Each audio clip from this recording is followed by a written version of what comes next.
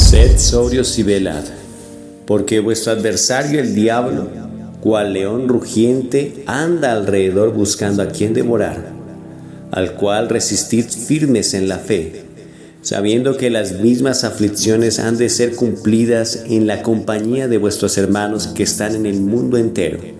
Primera de Pedro 5, 8 y 9. Si eres miembro del cuerpo de Cristo, prepárate para enfrentar un diablo enojado.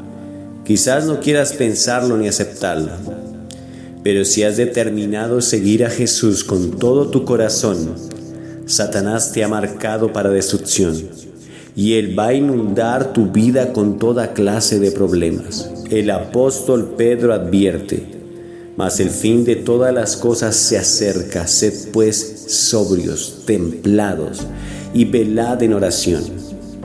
En otras palabras, él está diciendo, este no es el tiempo de estar tibios. Tienes que estar sobrio mentalmente en los asuntos espirituales. Es cuestión de vida o muerte. ¿Por qué la necesidad de estar serio? El fin está cerca y nuestro enemigo ha aumentado el fuego. Nos está buscando como león, escondiéndose en la hierba, esperando la oportunidad para saltar, y quiere devorarnos, absolutamente destruir nuestra fe en Cristo. Algunos cristianos dicen que no debemos hablar acerca del diablo, que es mejor que lo ignoremos. Otros tratan de negar su existencia. Por ejemplo, teólogos liberales discuten que no hay diablo, ni infierno, ni cielo. Pero el enemigo de nuestras almas no va simplemente a desaparecer. Pocas figuras bíblicas han sido identificadas tan clara y extensivamente.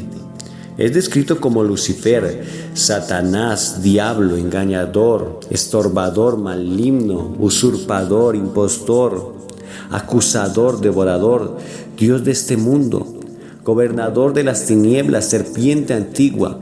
Estas descripciones enfáticas me dicen que el diablo es real y sabemos por las Escrituras que él maneja un poder real. Ahora mismo él está obrando en la tierra, en nuestra nación, ciudades, iglesias, hogares, vidas individuales, y no debemos ignorar sus métodos y estrategias de guerra contra nosotros. El apóstol Juan nos dice que a través de la historia el diablo ha declarado guerra 3 veces. Apocalipsis 12 describe 3 momentos donde Satanás declaró la guerra. Primero, él declaró guerra contra el mismo Dios Todopoderoso. Juan escribe: y fue hecha una gran batalla en el cielo. Miguel y sus ángeles lidiaban contra el dragón. Y lidiaba el dragón y sus ángeles y no prevalecieron, ni su lugar fue más allá en el cielo. Y fue lanzado fuera aquel gran dragón, la serpiente antigua, que se llama Diablo y Satanás, el cual engaña a todo el mundo. Fue arrojado a la tierra, y sus ángeles fueron arrojados con él. Apocalipsis 12:7. Este pasaje nos recuerda el momento cuando Satanás se levantó en rebelión contra la suprema autoridad de Dios en el cielo. En este tiempo era conocido como Lucifer, un ángel que tenía gran autoridad. Pero Lucifer quería ser como Dios, así que reclutando una tercera parte de los ángeles, dirigió un levantamiento contra el Todopoderoso. Pero Dios echó a Lucifer del cielo, junto con los otros ángeles rebeldes. Todo el cielo se regocijó en la victoria. El diablo perdió la guerra, como también su lugar en el cielo. Segundo, ya vencido, Satanás declaró su segunda guerra. Esta es contra el Hijo de Dios, Jesucristo. Juan escribe: y una gran señal apareció en el cielo, una mujer vestida del sol y la luna debajo de sus pies, y sobre su cabeza una corona de estrellas, 12 estrellas, y estando preñada clamaba con dolores de parto, y sufría tormento por parir. Y fue vista otra señal en el cielo: he aquí un gran dragón, bermejo, que tenía 7 cabezas y 10 cuernos, y en sus cabezas 7 diademas, y su cola arrastraba la tercera parte de las estrellas del cielo, y las echó en la tierra.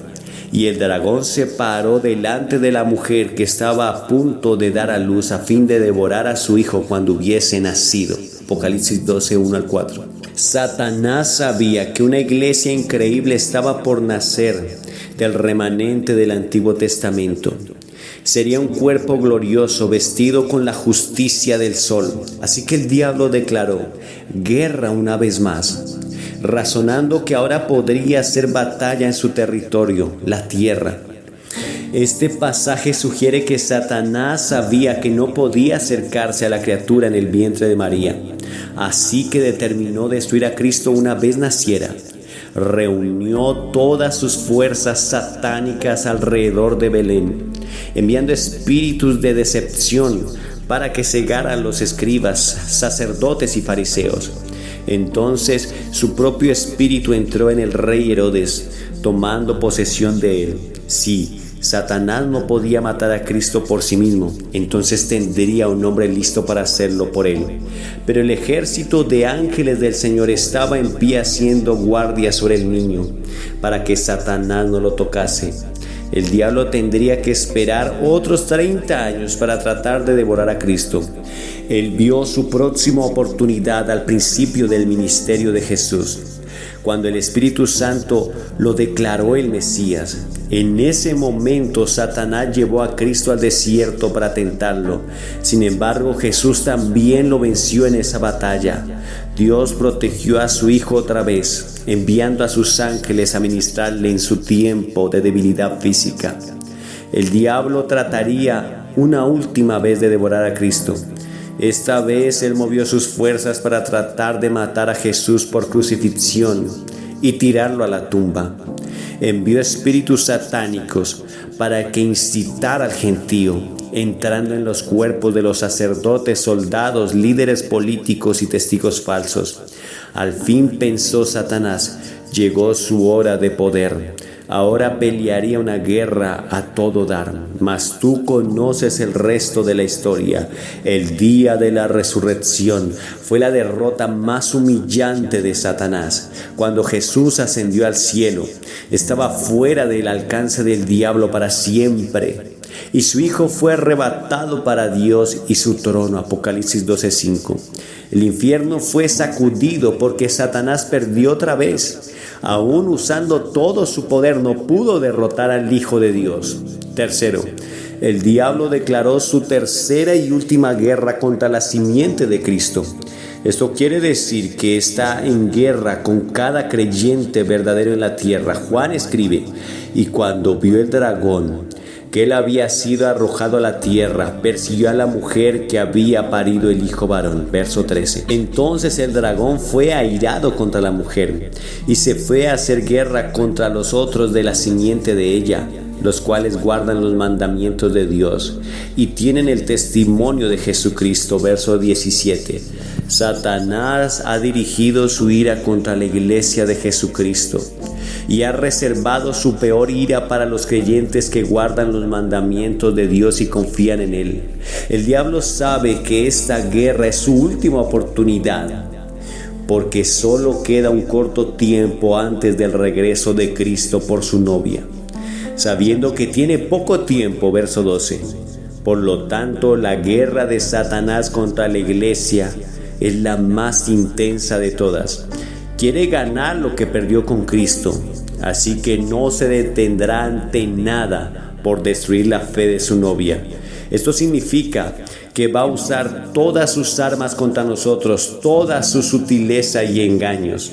He orado con diligencia por una revelación de la horrorosa guerra espiritual que enfrentamos con nuestros adversarios. Cuando yo era un joven pastor, no pensaba mucho en la guerra espiritual. Yo pensaba que cualquiera que caminaba en victoria no debía tener problema alguno contra el diablo. Para mí era un asunto de resistirlo simplemente. Pero pronto me encontré con un león rugiente cayendo sobre mis debilidades con todas sus fuerzas, y me sentí inadecuado para hacer batalla con él. Muy a menudo veo al diablo haciendo lo mismo con otros cristianos. Conozco a multitudes de santos consagrados, personas puras de corazón caminando en gracia, que de repente son abrumados por una inundación de confusión y desesperación satánica. Tales cristianos pueden estar trabajando diligentemente para el Señor por años Y entonces un día Satanás inyecta en su mente pensamientos acusantes. De la noche a la mañana son vencidos por problemas horribles, tentaciones inesperadas, codicias y depresión. Sus pruebas son tan profundas, extrañas y misteriosas que estos santos no tienen idea de dónde vienen. Creo que existe una sola explicación. Sus problemas son ataques satánicos. Esto le sucede a menudo a cristianos que están creciendo apresuradamente. En el punto más alto de su crecimiento espiritual, Satanás pone una vieja seducción en su camino. Puede ser una lujuria antigua, algo que pensaron que ya habían vencido años atrás. Pero ahora, después de años de vivir en victoria, están caminando sobre una cuerda floja, tambaleándose a punto de caer en una indulgencia lujuriosa que los puede llevar a una terrible atadura. Hace un tiempo recibí una carta desgarradora de un pastor. Escribió: tengo 65 años y los miembros de mi congregación me conocen como un hombre de oración. Pero ahora, de la nada, pensamientos malignos han comenzado a atormentarme con lujuria. Han caído sobre mí como nunca había experimentado en mi vida. No he caído en la tentación, pero por meses estoy en un tormento constante. Reconozco que es un ataque del enemigo. Quiere destruir el ministerio que Dios ha prosperado. Por favor, ore por mí. Yo creo que esto fue un intento del enemigo por destruir este querido santo de Dios. Los matrimonios cristianos están bajo ataque, como nunca antes. Una pareja puede amarse por años y de repente estar enlodados por una lucha horrible que no entienden. Un minuto un cónyuge fiel dice: amo a mi compañero, pero al otro momento grita: no soporto a ese hombre, ni siquiera quiero estar cerca de él. ¿Qué puede ser sino un intento satánico por devorar y destruir un matrimonio santo? Día tras día estas parejas están más desalentadas, tentadas y desesperadas, y pronto Satanás los inunda con pensamientos acusantes. Como padre eres un fracaso, no puedes hacer nada bien y no conoces a Dios íntimamente. Eres un farsante, un hipócrita, no eres lo que la gente piensa. Eres un pobre ejemplo de lo que debe ser un compañero cristiano. Amados, lo que está sucediendo en esa relación no puede ser diagnosticado por un consejero o pastor o psicólogo. Nadie puede comprender el espíritu destructivo que ha tomado a ese matrimonio. ¿Por qué? Es sobrenatural, es satánico, un ataque directamente del infierno. Satanás está atacando tu hogar, donde Jesús es el Señor, y no descansará hasta que haya usado toda arma para devorar y traer ruinas y caos. Todas estas pruebas, problemas y tentaciones son conocidos como inundación del diablo. Jesús escribe: y la serpiente echó de su boca tras la mujer agua como un río, a fin de hacer que fuese arrebatada del río. Y la tierra ayudó a la mujer, y la tierra abrió su boca y sorbió el río que había echado el dragón de su boca. Apocalipsis 12, 15 a 16. Isaías también advierte que Satanás traerá una inundación contra los que temerán desde el occidente el nombre de Jehová, porque vendrá el enemigo como un río. Isaías 59, 19. He experimentado ese río y ahora mismo una multitud de creyentes se encuentran en él. Son inundados con persecuciones, ataques físicos, molestias mentales, tentaciones candentes y lujurias infernales. Amigos, volviéndose contra ellos como enemigos. Satanás ha planeado un ataque de último día y a toda fuerza para arrasarnos con toda desesperación. ¿Por qué el diablo inunda al justo con tanta ferocidad? La clave para entender cómo Satanás opera contra la iglesia se encuentra en la palabra rebelión. Sencillamente, rebelión significa ir contra las normas y autoridad de la palabra de Dios. Cuando Lucifer le declaró la guerra a Dios, él se estaba rebelando contra la palabra del Todopoderoso. Debes comprender, la palabra de Dios es su poder. A través de ella Él hizo el mundo, y a través de ella el sol, la luna y las estrellas se mantienen en su lugar. Su palabra hizo todo lo que fue y continúa produciendo vida. y por su palabra Dios quita reyes y levanta naciones, y a través de ella bendice, salva y juzga y destruye. La meta de Satanás es siempre tentar al pueblo de Dios a que se rebele contra su palabra. Él sembró pensamientos de rebeldía a Adán y a Eva, haciéndoles razonar: yo sé lo que Dios dijo, pero voy a actuar según mi propia voluntad. Esos pensamientos causaron la caída de la humanidad. Satanás también tuvo éxito en sembrar semillas de rebeldía en la nación escogida de Dios, Israel. El salmista dice que Israel era generación contumaz y rebelde, generación que no apercibió su corazón ni fue fiel para con Dios su espíritu. Salmo 78:8. Las escrituras también dicen de Israel: empero no quisiste subir, antes fuiste rebeldes al dicho de Jehová vuestro Dios. Deuteronomio 1:26. Favor de notar que así que inyectará seducciones sutiles en tu mente al inundar tu vida con dolor, pruebas y luchas, y tratará de bloquear la bendición de Dios en tu vida, como estorbó a Pablo en su ministerio. Muchos han caído como presa a las seducciones sutiles de Satanás. El salmista dice que tales creyentes, los que moraban en tinieblas, sin sombra de muerte, aprisionados en aflicción y en hierros, por cuanto fueron rebeldes a las palabras de Jehová y aborrecieron el consejo del Altísimo. Salmo 107, verso 10 y 11. El diablo solo busca un área en nuestra vida que no hayamos sometido a la palabra de Dios. Satanás no está interesado en convertirte en una persona inicua. Todo lo que él quiere es que te rebeles en una sola área de tu vida. Eso le permitirá suficientemente espacio para ganar la entrada. Ahora mismo tiene sus principados y potestades en alerta para darle reportes de inteligencia acerca de nuestras vidas. Estas entidades satánicas leen nuestras acciones y escuchan nuestras conversaciones, y cuando descubren una debilidad carnal en nosotros, apuntan todas sus tentaciones infernales a esa área débil. Jesús le dijo a sus discípulos: porque viene el príncipe de este mundo, mas no tiene nada en mí. Juan 14:30. Él estaba diciendo en esencia: cuando Satanás viene a mí, no encuentra lugar de entrada, estoy bajo la autoridad total de mi Padre. De igual manera, Satanás no puede entrar al cuerpo o espíritu de cualquier creyente que ha sometido su vida completamente a la palabra de Dios. Hay que darle un lugar para que encuentre entrada. Y esto sucede cuando una persona se queda con parte del precio. Déjeme explicar. En Hechos capítulo 5, una pareja llamada Ananías y Zafira vendieron una porción de su tierra y dieron las ganancias a la nueva iglesia en Jerusalén.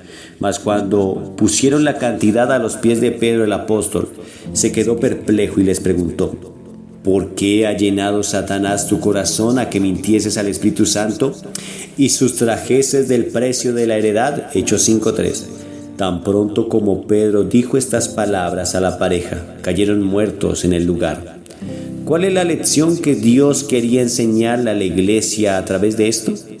No creo que tenga que ver con pedazos de tierra que les perteneciera a Ananías y a Zafira. Más bien, tenía que ver con el territorio interno de su corazón. Esta pareja creía que podía ser obediente a Dios un 95% y mantenerse desobediente una pequeña área y sentirse seguros. Había escuchado la palabra pura de Dios predicada, pero ellos se rebelaron contra lo que sabían era cierto. Se convencieron: podemos servirle al Señor y quedarnos con esta cosa. Eso es una mentira al Espíritu Santo. Así que la parte del precio con la que se quedaron no tenía que ver con dinero, sino un pequeño terreno de codicia en sus corazones. Era una pequeña área lo suficientemente grande para dar entrada a Satanás con su propia terca desobediencia. Permitieron que el enemigo llenara sus corazones. Por eso es que Pablo advierte: ni deis lugar al diablo, Efesios 4:27. El ejemplo de Ananías y Zafira es claro. El precio de una vida vencedora no es una cosa pequeña, significa sujetar nuestras vidas completamente a la palabra de Dios, sin lugares oscuros, lujurias ni rebeliones escondidas. No le des una pulgada de terreno a Satanás. Eso es todo lo que él necesita para entrar y establecer su base de poder. Quiero darte 4 ejemplos de cómo Satanás puede reclamar terreno en nuestras vidas. Primero, el autor de Hebreos nos dice: no dejando de congregarnos como algunos tienen por costumbre, y exhortándonos y tanto más cuando vean que aquel día se acerca. Hebreos 10:25. Tú puedes ser una persona maravillosa y amable, considerada y dadivosa, pero si lees esta palabra en Hebreos y la ignoras a propósito, le das lugar a Satanás. Si pasas semana tras semana acostado en tu cama los domingos en la mañana, en vez de ir a la casa de Dios para ser provocado a la justicia, le has dado un lugar en tu corazón al engañador como Ananías y Zafira. Estás reteniendo parte del precio. El verso que sigue describe el juicio en el que incurrimos por descuidar una sola área de la palabra.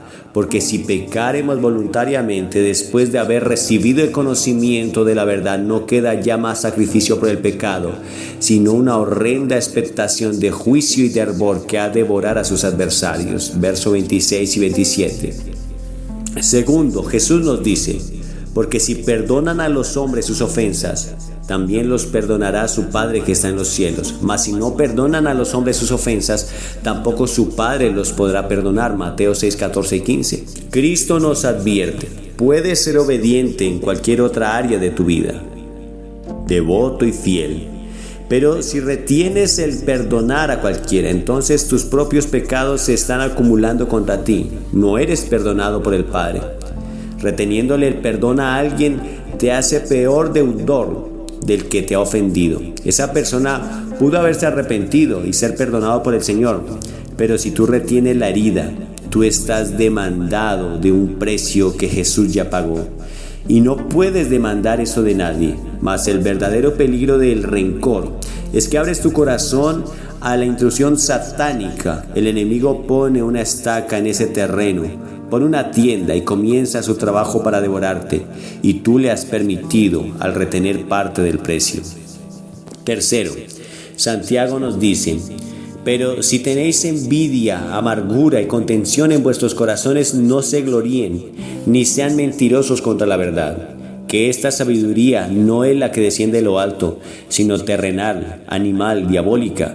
Porque donde hay envidia, hay contención. Allí hay perturbación y toda obra perversa. Santiago 3, 14 y 16. Note a quién Santiago se dirige aquí en el verso 13. Él dice: ¿quién es sabio y avisado entre vosotros? Muestre por buena conversación sus obras en mansedumbre y sabiduría. Esto nos dice: puedes tener gran sabiduría y conocimiento espiritual, pero si hay amargura en tu hogar, contienda en tu corazón, envidia en tu trabajo, no pienses que eres espiritual. De ninguna manera. Estás bajo un engaño mentiroso. Cuando Santiago habla de contienda y amargura, él se refiere a disputas y críticas. Y él dice que todo esto es diabólico, sensual, obras de maldad. En resumen, cualquiera que retiene amargura, causas y disputas, y peor aún, abre su corazón a la posición satánica. ¿Conoces personas a quienes la amargura les ha llevado a posesión satánica? Con el tiempo, su persona exterior manifestará las tinieblas que tiene adentro.